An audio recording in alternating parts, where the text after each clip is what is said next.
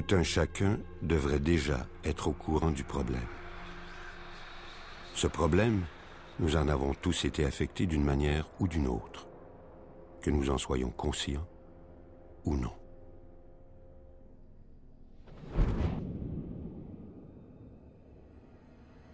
Peu importe ce qui a finalement pesé, que ce soit le prix de l'essence, la provenance étrangère du pétrole, la guerre, la pollution, les catastrophes naturelles ou pas si naturelles. Nous reconnaissons qu'il est bien grand temps de changer. En se tournant vers l'énergie solaire, les éoliennes, ou encore en combinant d'autres techniques innovatrices, les gens réclament et reprennent leurs responsabilités.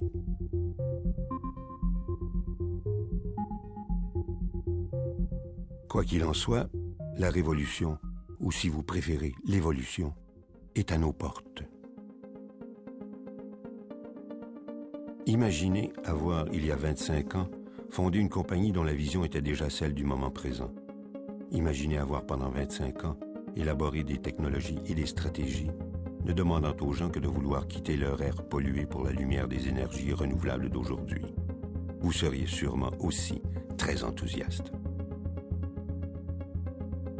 La compagnie Tectan comprend aussi que pour faire face aux défis d'aujourd'hui, il convient de se tourner vers le passé aussi bien que vers l'avenir, vers la terre autant que vers le ciel. Il convient encore bien plus de se tourner vers la source d'énergie la plus claire et la plus pure qu'offre la nature. L'eau. L'eau ordinaire, tout simplement. Parce qu'en combinant les molécules de l'eau ordinaire et de l'éthanol ordinaire, on obtient le très extraordinaire aquaol. L'aquaol, voilà ce qui semble pousser bien du monde à un enthousiasme certain, à une activité fébrile. C'est à Montréal, au Québec, que se trouve le centre, le cœur des opérations et des activités de Tectan. Nous y sommes allés pour nous entretenir avec des chimistes, des spécialistes en génie mécanique, des concepteurs, ainsi que les personnes de terrain comme des experts agriculteurs, les mécaniciens automobiles, les agronomes, les fourragers, les producteurs de moulées et les divers autres auxiliaires de cette industrie. Tous participent à l'analyse, à l'expérimentation et à l'évolution des méthodes, des technologies et des systèmes interactifs conçus par Tectan. À partir de partenariats avec l'industrie des pâtes et papiers et des multiples variations de la prodigieuse graine de sorgho, une graminée dont le taux de sucre et le rendement en éthanol est de 2,5 fois supérieur à celui du maïs. Une douzaine de disciplines et d'activités interdépendantes travaillent avec Tectan pour créer une sorte de village virtuel à la fois local et global. Il s'agit de combler le fossé entre ce qui est déjà fonctionnel et ce qui n'est peut-être qu'au prochain tournant. Nous nous sommes entretenus avec des experts en finance et placement. Ils sont prêts à parier que l'alliance des partenariats et des technologies élaborées par Tectan deviendra le fer de lance du développement durable de l'éthanol et de toutes ses nouvelles applications. Nous avons rencontré le président de Tectan, Nino De Santis, pour nous aider à mieux percevoir l'historique du développement de l'aquaol. Le ministère de l'Agriculture des États-Unis a classé notre produit sous le nom d'Aquaol. En 1980, selon ce même ministère, un aquaol est évalué comme étant 800% plus efficace que le gazole. N'importe qui peut produire du gazole. Dans presque tous les pays, on a mélangé 10% d'alcool à de l'essence. L'aquaol est en revanche un mélange d'alcool et d'eau. Ce que nous appelons l'aquaol de Tectan est en réalité un hybride à partir de deux technologies différentes, chacune remarquable en soi. Mais avant de parler du succès agricole de Tectan dans la production d'une super récolte de sorgho sucrier et de son rendement très élevé en éthanol, attardons-nous un instant sur la technologie d'origine, la clé du mystère, la longue et fascinante histoire d'un mécanisme d'une simplicité désarmante, un système d'injection H2O.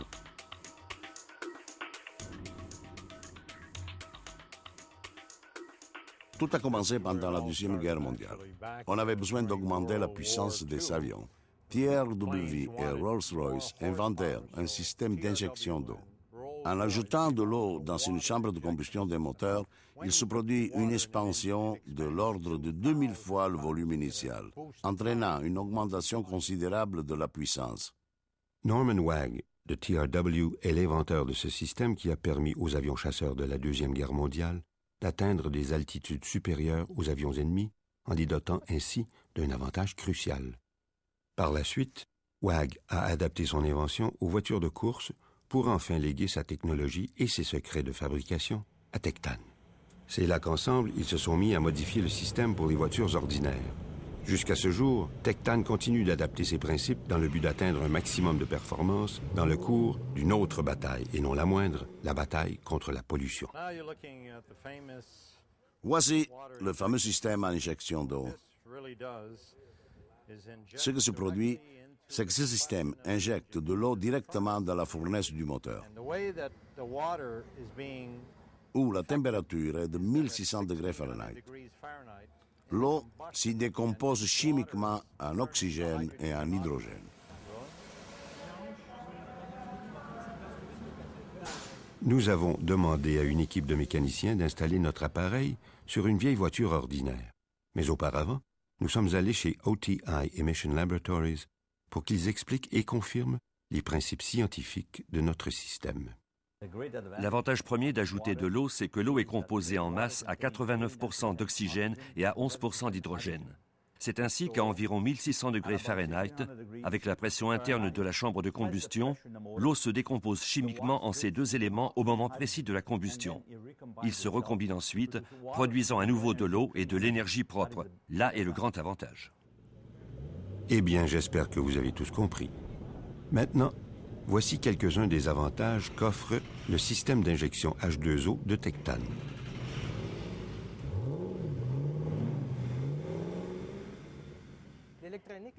Nous avons partagé avec plusieurs mécaniciens nos soucis au sujet de problèmes possibles face aux ordinateurs sophistiqués des voitures modernes.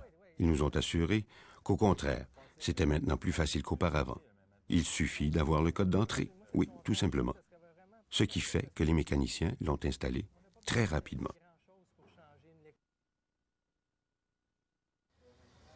OK, Fernand et son équipe l'ont installé. Maintenant, voyons voir si ça fonctionne.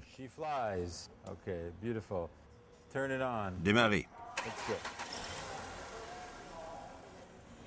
Fantastique. Je vois l'eau qui commence à monter. Oui, ça coule. L'eau circule. C'est bon signe. Ça n'a pas explosé. C'est encore bon signe. Maintenant, voyons si on peut aller se balader. Parmi tous les avantages invoqués par Tectan en faveur de l'éthanol, depuis les financiers jusqu'aux écologiques, le plus intéressant nous a semblé le suivant. Tectan affirme qu'avec son système, on peut prendre l'essence la moins chère, catégorie straight cut, d'indice d'octane 75. Le moteur ronronnera comme un chaton. En plus, ce système d'injection permettra d'accroître l'indice d'octane à un plus haut niveau que ce qui est offert aujourd'hui dans toutes les stations-service. Alors, nous sommes retournés chez OTI pour tenter l'expérience. Vous avez vérifié. Alors, ça, c'est quoi? De l'essence, indice d'octane 75, vérifié et testé.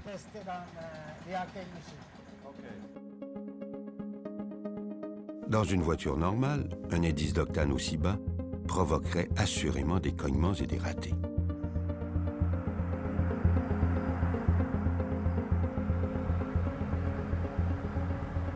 Eh bien, de l'essence à bas indice d'octane qui fonctionne comme si c'était de la super. Qu'est-ce que tu en penses? Alors, ça te plaît? Je trouve ça très agréable, oui, mais j'écoute, au cas où.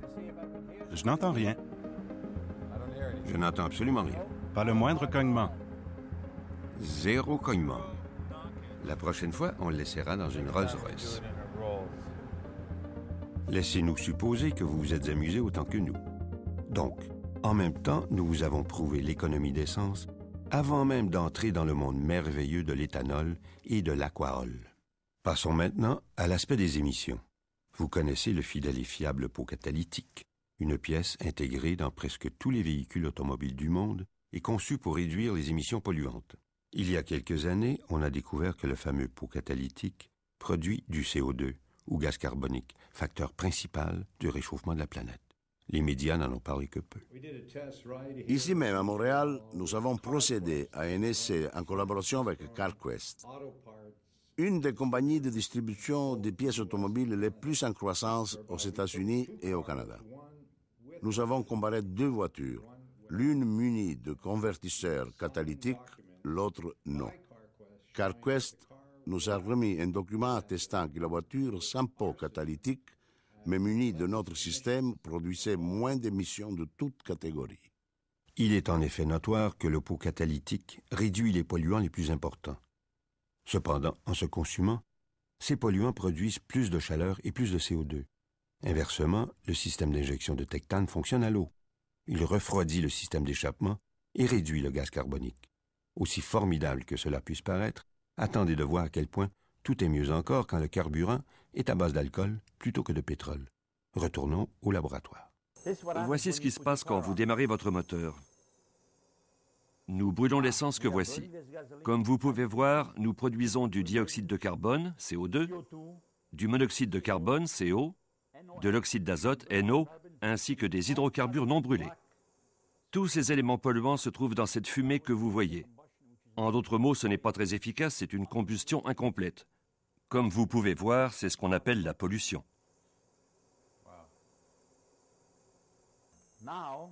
Maintenant, je vais vous montrer ce qui se passe quand on brûle de l'alcool pur. Nous allons constater la différence d'après l'aspect de la flamme. Ceci est de l'alcool pur.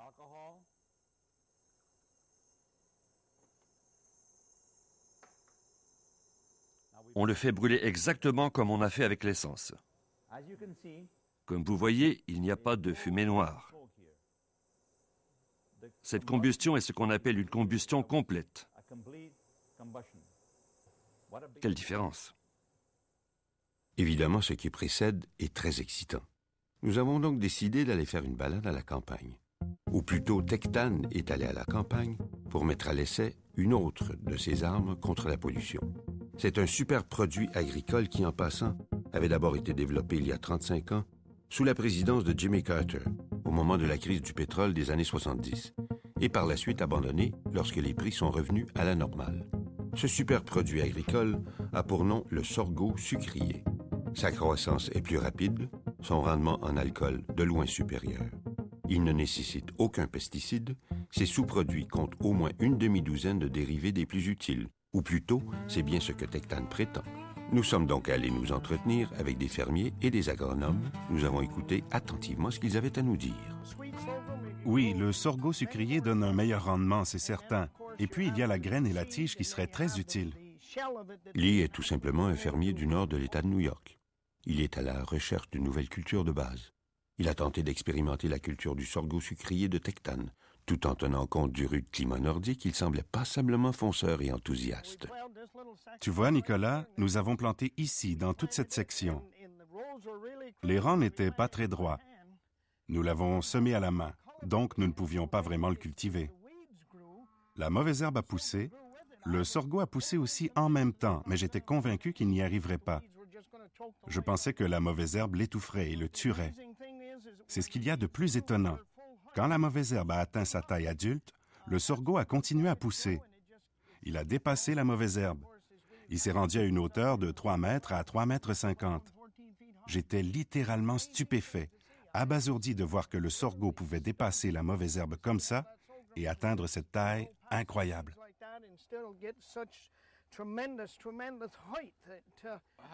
Le maïs pousse jusqu'à quelle hauteur normalement? Eh bien, il peut atteindre de 2 mètres à 2,50 mètres, mais le sorgho a dépassé cela de loin. Ce qui m'a le plus étonné, c'est qu'on n'avait pas ajouté de fertilisant. On ne l'a pas vaporisé avec quoi que ce soit, et quand la mauvaise herbe a atteint sa pleine hauteur, le sorgho l'a dépassé comme une fusée. Je n'en revenais pas.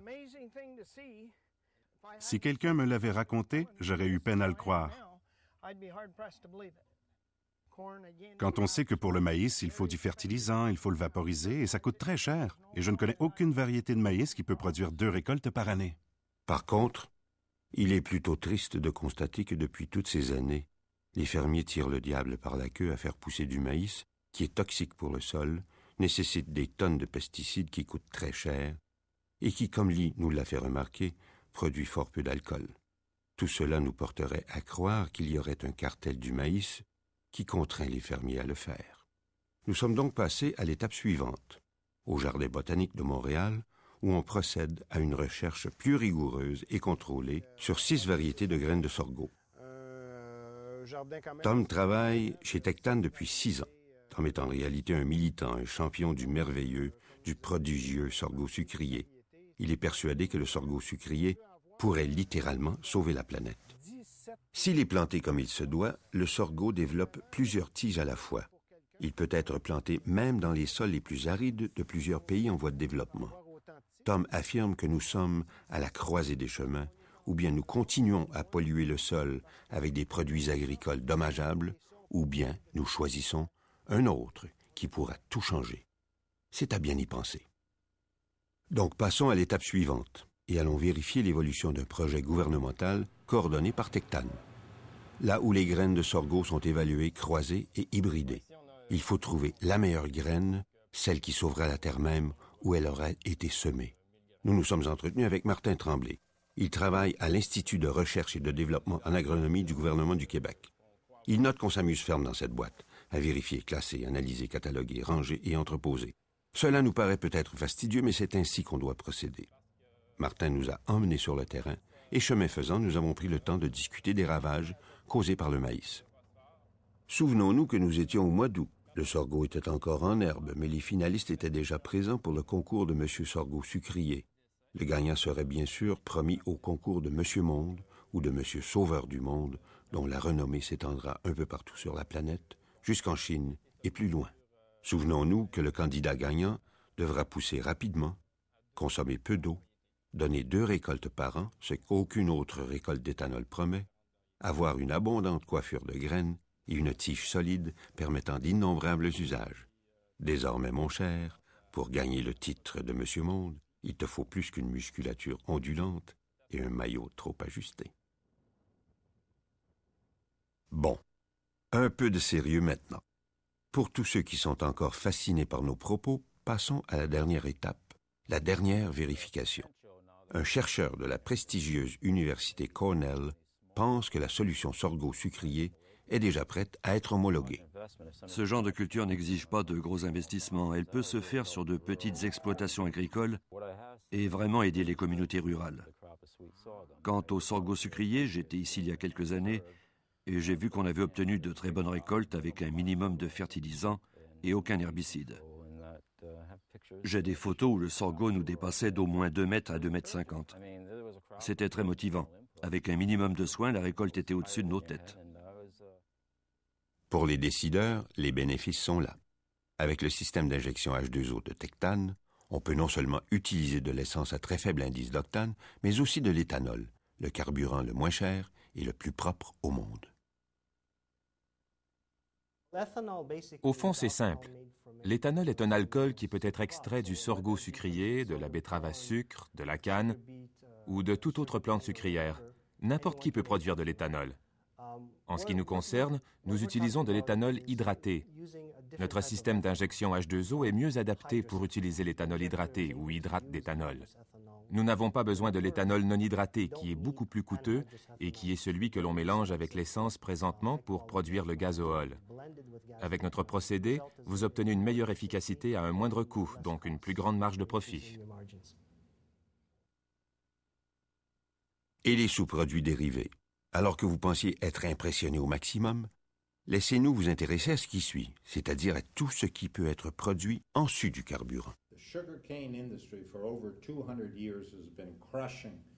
Depuis 200 ans, l'industrie de la canne à sucre s'est contentée de broyer la canne, entraînant la perte de tous les sous-produits possibles. On ne produisait qu'un résidu appelé bagasse. Il servait à alimenter les fournaises pour faire marcher la sucrière.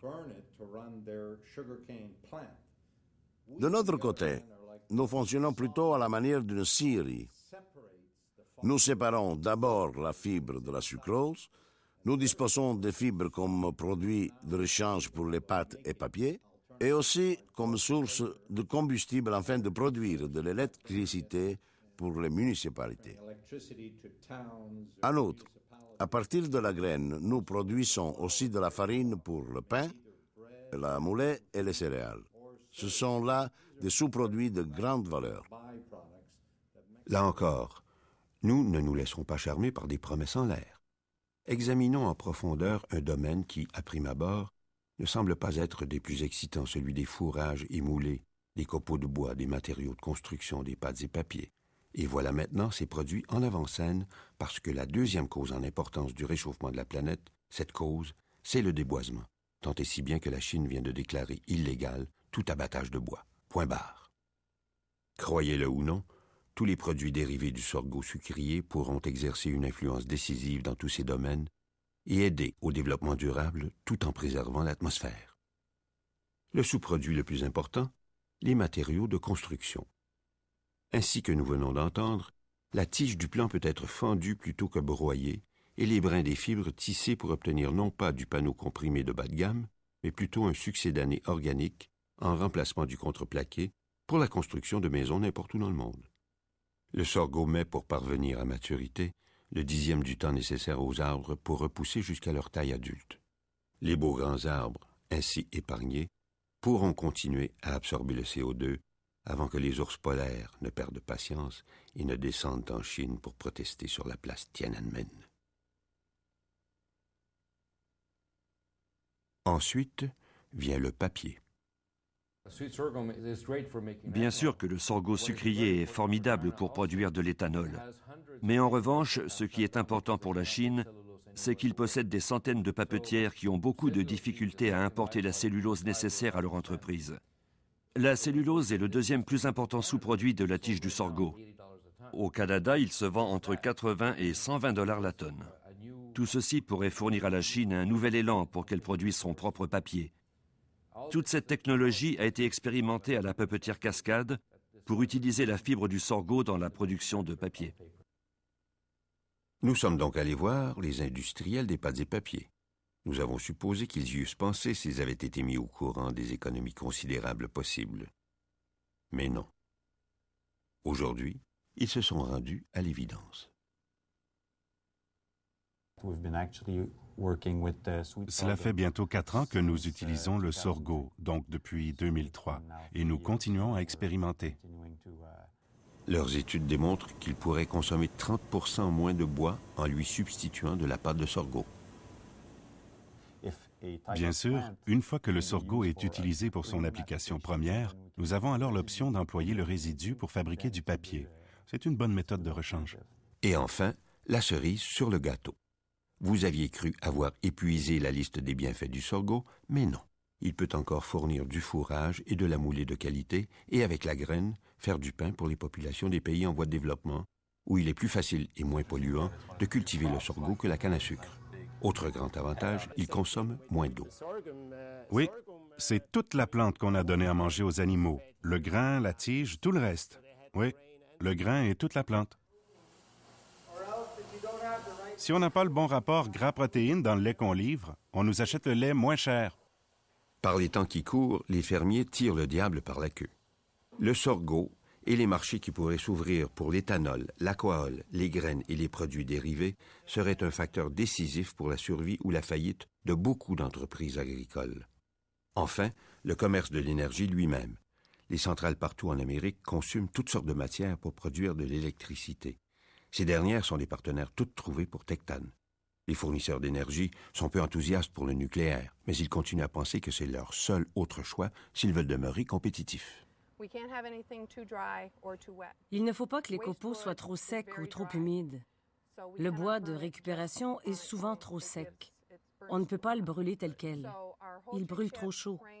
Nos copeaux doivent avoir un taux d'humidité de 35 à 45 %. Ils savent pourtant que l'énergie nucléaire implique des investissements exorbitants et comporte des dangers incalculables. En conséquence, les copeaux de sorgho seraient une solution de rechange idéale au bois humide utilisé présentement. Un autre aspect important de notre procédé, quant à l'efficacité et la réduction des coûts d'exploitation, c'est l'opportunité de cogénération des sous-produits dans la production d'éthanol. Autre problème, autre solution. Une centrale gaspille 30% de son énergie en perte de chaleur.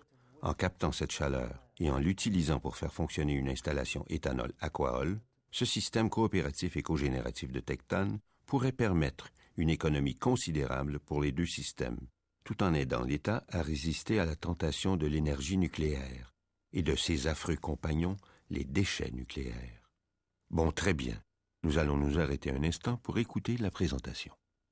Si on installait notre système d'injection H2O dans le plus grand nombre d'autos possible, même avec des moteurs à essence, on pourrait faire des économies considérables dès maintenant. Il n'y a pas de temps à perdre. On peut commencer dès aujourd'hui et être opérationnel en moins d'1 an. Admettons que le propos est de taille. Mais avouons quand même que nous avons vu et entendu des choses très convaincantes, que tout cela tient du prodige et surtout qu'il n'y a plus de temps à perdre. Cependant, nous avons quand même pris le temps de relaxer et d'apprécier la ville de Montréal en prenant soin de ne pas trop polluer. Nous avons tenté de digérer le tout et de tirer une vue d'ensemble de la vision et des objectifs de Tectane pour la planète et de ses technologies solo pour les pays en voie de développement. Le développement de l'éthanol, de toutes les activités commerciales connexes et tout le reste. Quand tout cela est réuni avec l'aquahol, vraiment quelle combinaison formidable. Toutes vos technologies, c'est quand même éblouissant. De notre côté, nous arrivons avec une solution de rechange à l'automatisation généralisée qui s'étend presque partout. À l'heure actuelle, dans le monde, le niveau de sophistication technologique est tel que beaucoup d'emplois sont supprimés, et tout particulièrement dans les pays en voie de développement. Une usine moderne typique d'un pays développé, dont le chiffre d'affaires est de l'ordre de 100 millions de dollars, emploie tout au plus 20 ou 30 personnes. C'est l'automatisation à son meilleur. Le résultat est prodigieux si on considère la seule productivité, mais très désavantageux pour les pays en voie de développement. Il n'y a pas d'emploi à procurer à la population. Quant à notre compagnie, elle fait l'inverse. Nos technologies solo procurent des opportunités d'emploi considérables. Évidemment, vous pensez que tout cela est bien joli et bien beau. Mais comment faire pour le relier au marché financier qui, avouons-le, n'ont pas la réputation d'être trop charitables ou bienveillants? Du point de vue des hommes d'affaires et des courtiers à l'affût du prochain gros gagnant, est-ce que, selon eux, la démarche de Tectane tiendra la route? Nous avons déniché celui qui peut le mieux nous renseigner, le gros bonnet, l'homme en haut lieu, le top. S'il existait quelqu'un de plus haut placé, il a été emporté par le vent. Quelle est votre compagnie et quelle est votre position dans cette compagnie? OK, je suis vice-président senior et gestionnaire de portefeuille chez Montrosco Burton depuis 16 ans. Je fais la recherche d'investissement à travers le monde pour ma clientèle. Je travaille avec une équipe d'analystes et avec d'autres gestionnaires de portefeuille. Intéressant, j'aimerais me joindre au club. Je vous en prie. Dans vos investissements faits ici, combien ont été attribués au domaine de l'énergie depuis les 5 dernières années? Depuis, je dirais, 2 ans et demi, 3 ans. Le secteur de l'énergie comptait pour environ, disons, 10 à 12% de l'indice total. Maintenant, il est au premier rang avec plus ou moins 31%. De la totalité? Ah oui, de l'indice total. Ne soyons pas surpris, puisque la bourse canadienne surclasse les autres bourses importantes depuis les 4 dernières années. Une bonne part de notre document se penche sur les technologies de la compagnie Tectane. Peut-on penser que si l'éthanol, je veux dire l'éthanol à grande échelle, est la tendance majeure vers la meilleure solution de rechange, cela voudrait dire que toute technologie qui pourrait perfectionner la production d'éthanol, c'est-à-dire plus rapide, moins coûteuse, moins polluante, serait vraiment un endroit puissant pour la concentration d'investissement? C'est inévitable. Il faut qu'un premier investisseur s'implique, suivi d'un deuxième. Tout ce qu'il faut en réalité, c'est quelques investisseurs pour enclencher le processus et les autres vont suivre. Ce ne sont pas seulement des individus, des éco-compagnies ou des chefs de file de l'industrie. Ce sont aussi des pays entiers qui s'associent à Tectane dans des projets conjoints partout dans le monde. Le gouvernement des Philippines a ouvert la porte au groupe Tectane. Il est prêt à collaborer. Ceci à partir de lettres d'entente et d'engagement à la fois du gouvernement et du secteur privé. D'autres pays, du Canada à la Thaïlande, s'impliquent tous les jours. Il se passe beaucoup de choses. Nous n'avons plus de temps à perdre. Il y a 6 ans, nous avons commencé à travailler avec la Chine. Depuis ce temps, nous avons établi des partenariats avec le gouvernement chinois pour la mise en valeur de millions d'acres de terre consacrés à la production du sorgho sucrier. à convertir en éthanol et autres produits dérivés. Passons maintenant à l'aspect bienveillance. Nous voulions connaître l'opinion d'un écologiste, d'un véritable scientifique de l'environnement, qui s'intéresse à la compagnie Tectane seulement au niveau de son impact sur l'environnement et pour qui la locution bilan net et zéro bilan net représente le Saint Graal, le but ultime. J'aimerais bien m'assurer que la démarche de Tectane peut vraiment être décisive dans ce concept de bilan net. Le grand avantage qu'on tire de ce procédé, c'est que pour un mélange d'éthanol et d'eau, les émissions sont négligeables comparées à celles des carburants fossiles conventionnels. En outre, le résultat est très près de ce que nous appelons le bilan net zéro par rapport aux émissions. Qu'est-ce que ça veut dire exactement? Ça veut dire que vous pouvez obtenir une récolte, ou selon le climat, 2 récoltes par an de sorgho sucrier. Le sorgho assimile et donc retire une certaine quantité de gaz carbonique de l'atmosphère. Il absorbe le gaz carbonique, ce que nous appelons l'effet de photorisation. Donc, la culture du sorgho procure des avantages importants pour arriver au bilan net zéro. Donc, de passer à la culture du sorgho sucrier, d'être plus efficace au niveau du transport, de recombiner tous les sous-produits, peut donc faire une différence de 10 à 30%. Je veux dire quant à la viabilité de votre concept. Oui, et on obtiendra une réduction considérable des émissions, et en particulier des émissions de gaz carbonique, qui est le plus nocif de tous les gaz à effet de serre. Alors, comment se fait-il que depuis les 30 dernières années, on n'ait pas cultivé le sorgho sucrier? Comment se fait-il que vous n'ayez même pas entendu parler de la vieille technologie de l'injection à eau, qui pendant tout ce temps aurait pu produire et utiliser de l'aquaol? Pourquoi? Parce que nous avions besoin de pétrole. Et rien que du pétrole. Les compagnies pétrolières et les gouvernements nous l'ont confirmé. Ce n'est pas parce que les gouvernements et les corporations nous mentent. Non, c'est qu'ils oublient des choses pendant quelques décennies. Quelquefois, cependant, elles peuvent leur revenir à l'idée si on prend bien soin de leur rafraîchir la mémoire. Ne soyons pas cyniques pour autant. Nous n'en avons pas les moyens. Nous ne pouvons pas être naïfs non plus. Il est temps de faire ce qui doit être fait et nous avons la technologie pour le faire.